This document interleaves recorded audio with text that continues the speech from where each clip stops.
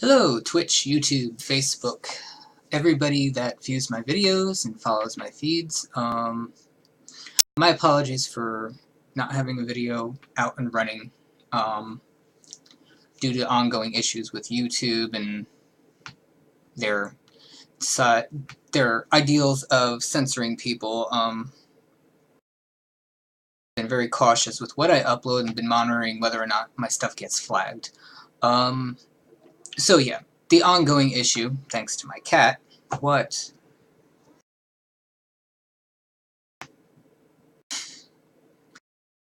The ongoing issues thanks to my cat.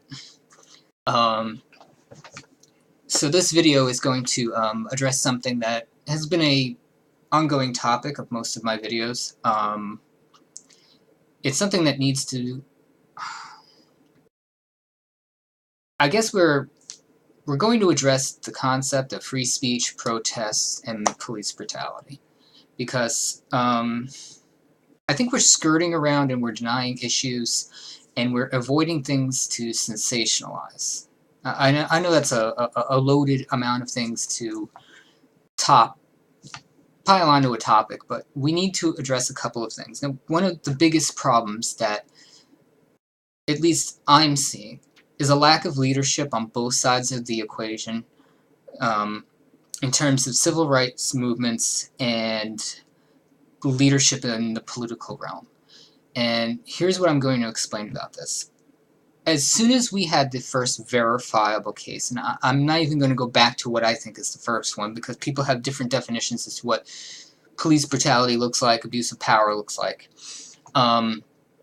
As soon as we had the first verifiable abuse of police power against citizens, there should have been a collusion between civil rights groups, political leadership to say, hey, the principles of law enforcement that existed 50 years ago are no longer compatible with what we view as the rights of American citizens.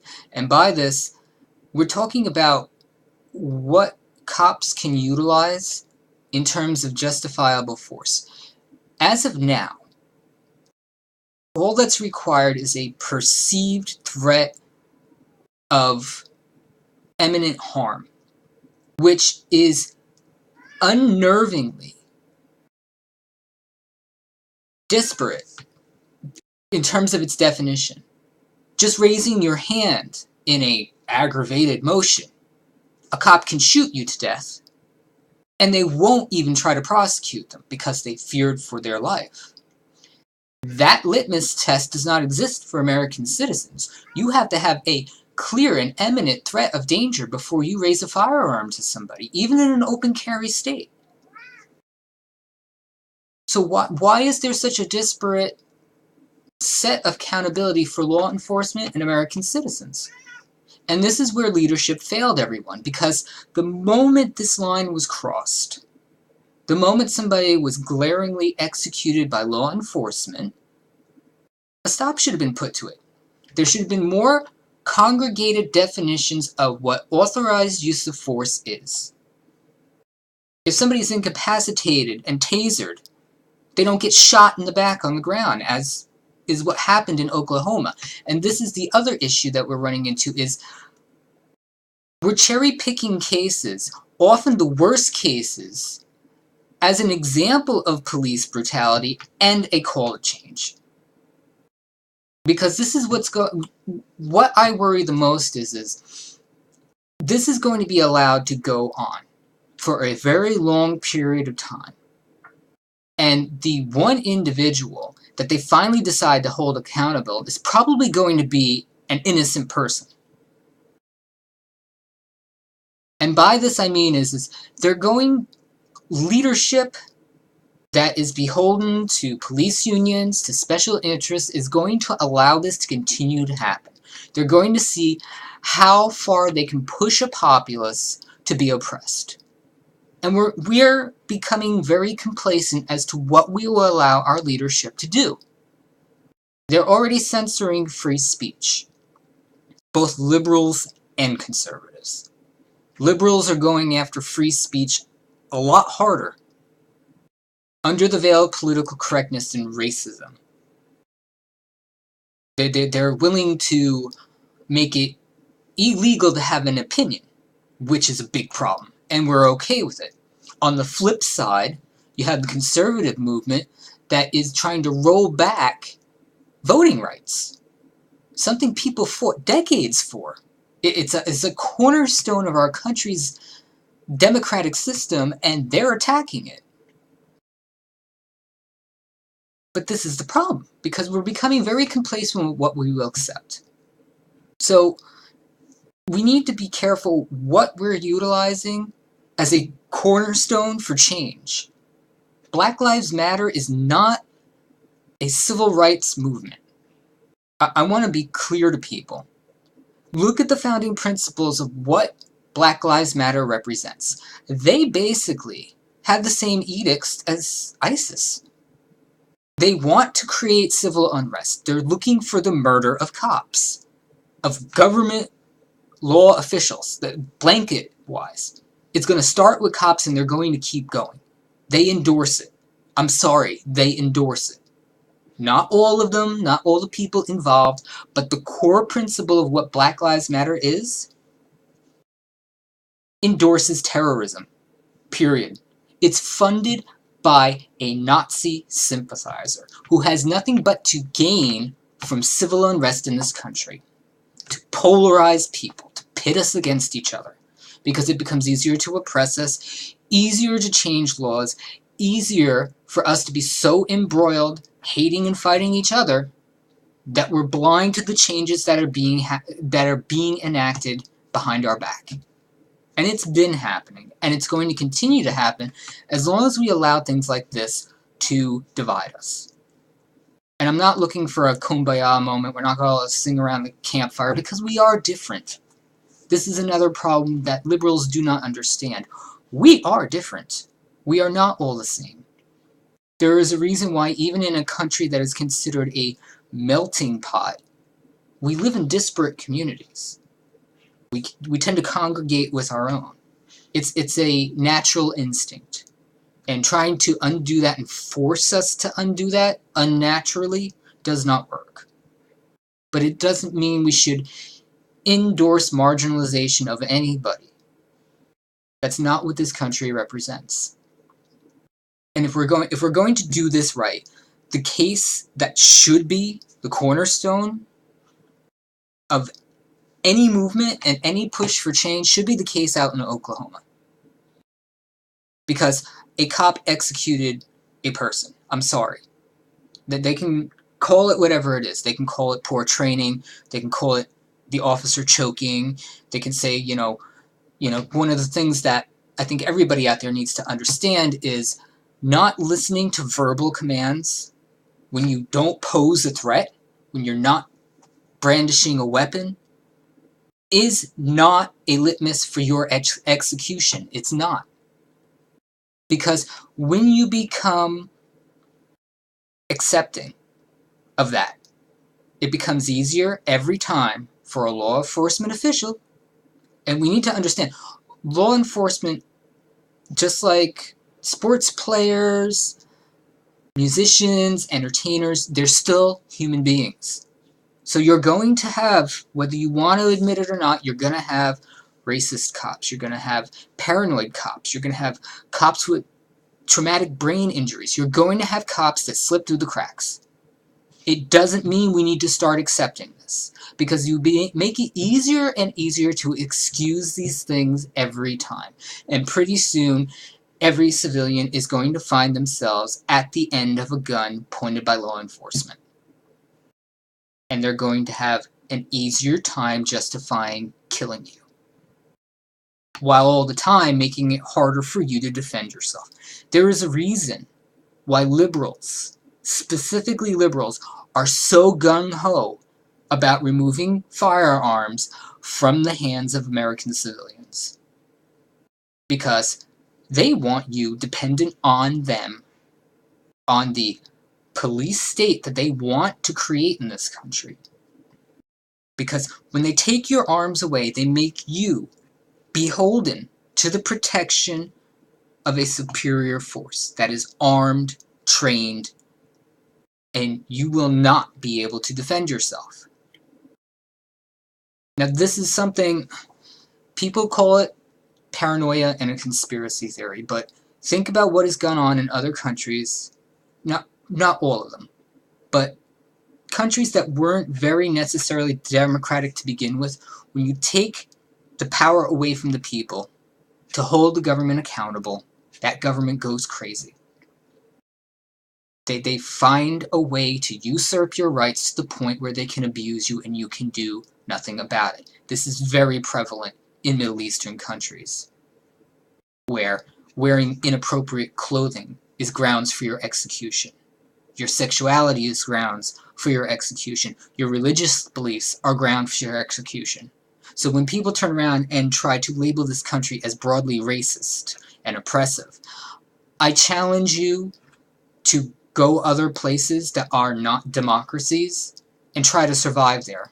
Try running your mouth the first time you feel oppressed and see what happens to you. See where you end up, see where your family ends up. One of the saving graces of this country, no matter how bad things may get here sometimes, we still have undeniable freedoms that are still protected by our leaders and our own people. That doesn't mean we need to start giving them up. So what needs to happen is we take one solidified case. We need to stop defending criminals and murderers and rapists. That needs to stop. We can't be holding up criminals as a paragon of change. Now, am I saying that criminals don't have rights as American citizens? No.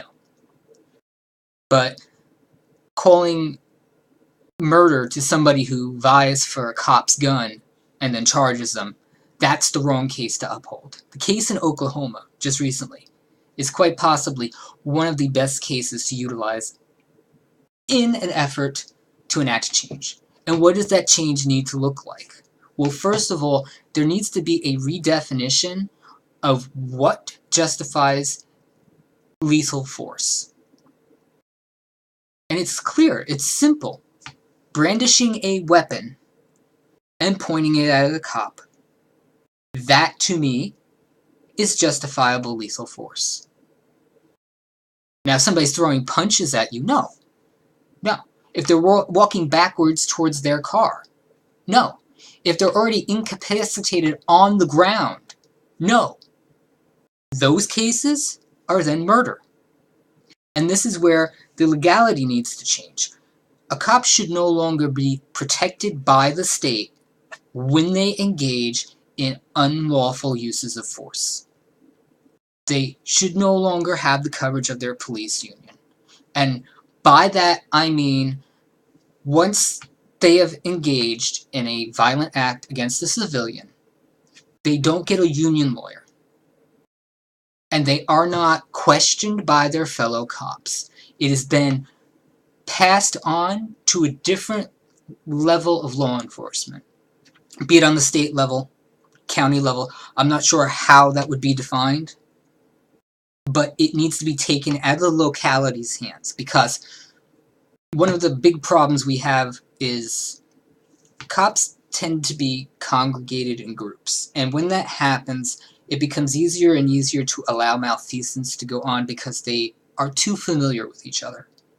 It's another element of humanity. It's something that comes down to what you're willing to accept because you depend on each other to a degree. And it's kind of why whistleblowers kind of don't exist within the police community as well, because you kind of depend on each other for each other's safety. So when an officer engages in an illegal use of force against a civilian, it needs to be escalated and they need to be taken out of the situation. They need to be immediately removed from service. They need to get their own lawyer outside of the structure of law enforcement. They need to be treated like a civilian in this case. They don't get an exemption. Because what they've done is they've used the color of their uniform as a shield to enact murder. And murderers don't get special treatment. The minute you keep giving somebody who engages in murder special treatment, you excuse it, you make it easier. Every time. And this is where, as much as I hate to admit it, we don't need a federalized police force, because that basically turns them into a de facto military, but what we do need is a federal standard for training and a federal standard for use of force. It cannot be left up to local municipalities, because as we've seen before, when you allow this disparate set of rules for each state, each community, each leg of law enforcement, the rules get muddied and the standards get muddied.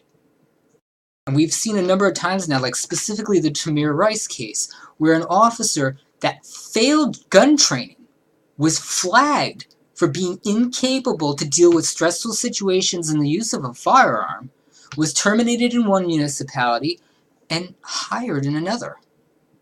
Why?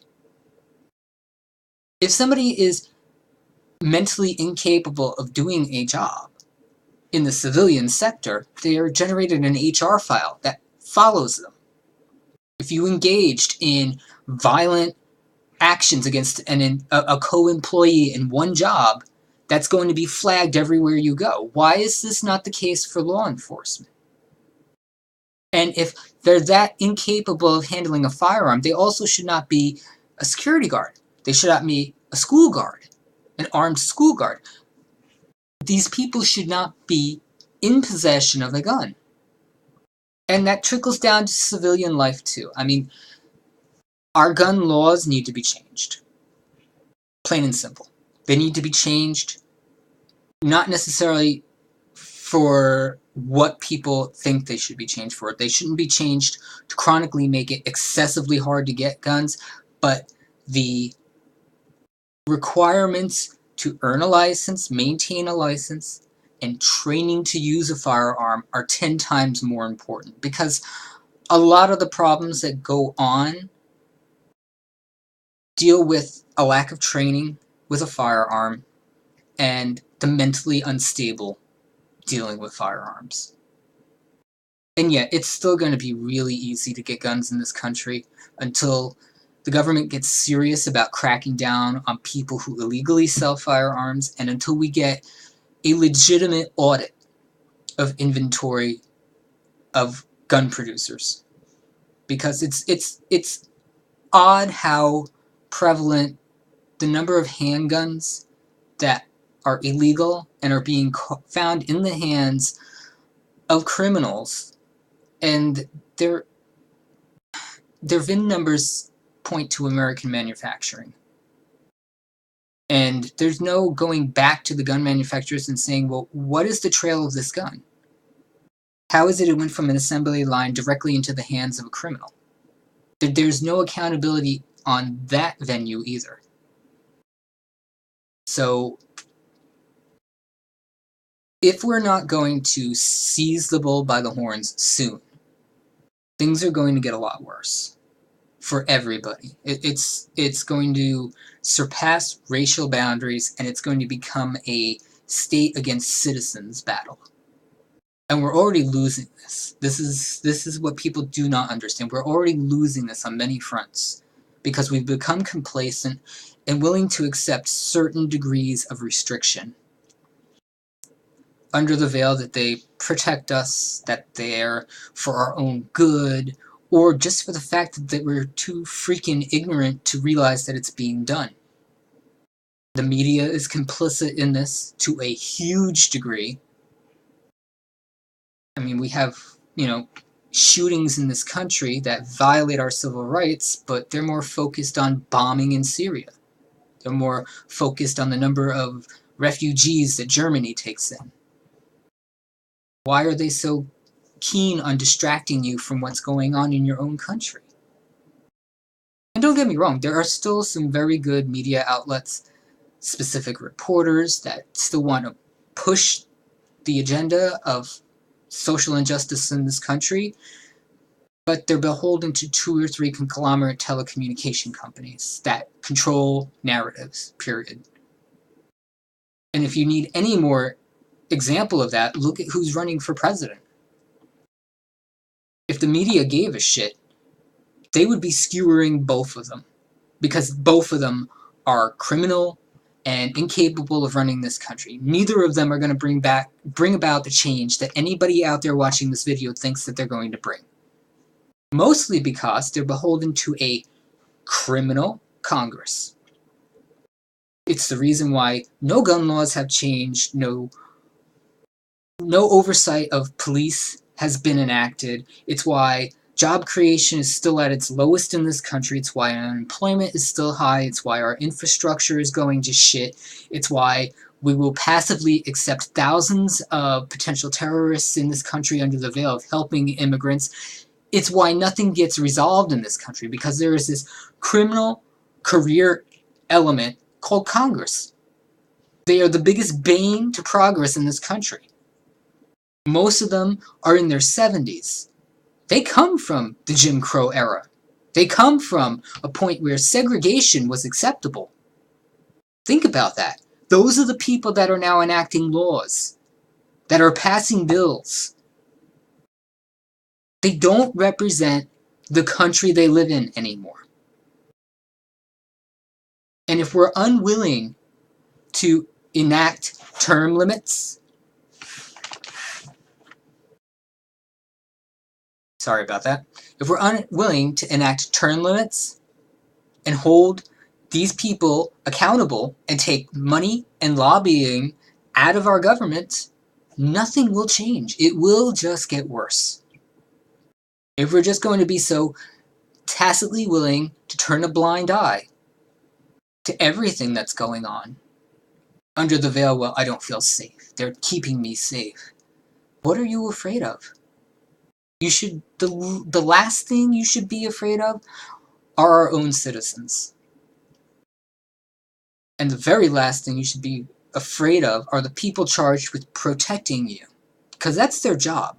Their job is to protect, not enforce. There's a really disparate idea as to what the purpose of police are. They are not a prosecution body. They do not possess the right to be judge, jury, and executioner. That's what we have a legislative and judicial branch for in this country. And the minute you tacitly allow them to then usurp our entire democratic process and engage in the wanton murder of civilians, you might as well go live in Iraq, because that's what you're accepting. So be careful. Be careful what you're upholding as a cornerstone for a new movement in civil rights. Be careful who you align yourself with. Instead of going for the loudest and most ostentatious voice that you can find because they grab media attention, go to the people who are already trying to do something. Get them involved, because they are the ones that are going to build the bridge that you need to get change done.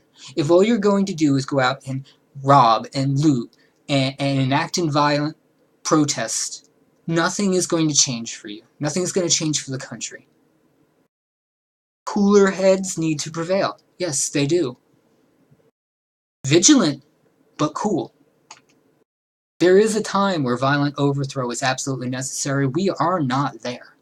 We are not there.